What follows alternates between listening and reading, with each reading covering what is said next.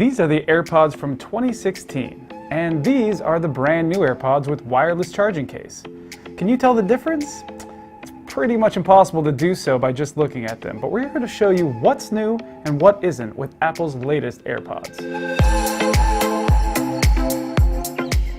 The cases look almost identical, but if you opt for the wireless charging case, which will raise the price from $159 to $199, you can see the LED has been moved from the inside to the front. This is so you can see the status of your AirPods when you set it on the wireless charging pad. Amber means it needs a charge, green means it's good to go.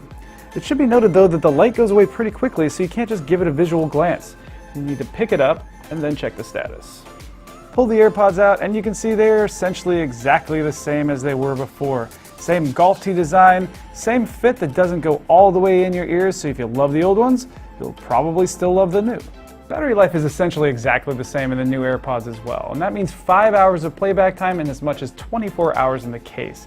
The only improvement here is 3 hours of talk time instead of 2 hours, which is nice if you like to gab on your AirPods, but otherwise, it's a still solid 5 hours and 24. That looks pretty good now, but it may not look so good in a year or two. Touch controls are also the same, which in some ways is too bad because we would have loved to see some volume control added to the antenna part, as we've seen on some AirPods copycats. Like before, a double tap pauses and skips forward, and you can add some different features in the Bluetooth settings if you want to change that up. Also, as before, it pauses when you pull them out, but that only works with an iOS device. When it comes to sound, the new AirPods are essentially exactly the same as well. That's great if you like the sound of the old AirPods, of course, but if you're looking for more detail or definition, you won't find it here. That is, unless your old AirPods are gunked up with earwax. So what is different? Well, aside from the $40 wireless charging case, the biggest difference between the 2016 AirPods and the 2019 version is the H1 chip, which replaces the original W1 chip and adds some new functionality, including more features and better Bluetooth efficiency. If you love Siri, you'll love the new always-on Siri functionality, which allows you to use the digital assistant with just a simple "Hey Siri" command. It's fast and responsive, and also the only way to adjust volume without using your device.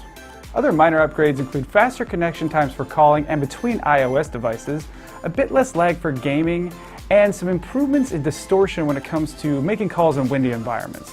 Now those are nice, but we would have given up most of them for things like waterproofing, a more secure fit for the gym, and improved battery life. Bottom line, features like Hey Siri, speedier connection, and wireless charging are nice additions, but this is a modest update overall. If you're a big Apple fan and you're looking to get into true wireless, this may be worth upgrading. But if you've already got some AirPods or you aren't that tied to the Apple ecosystem, you may want to look elsewhere.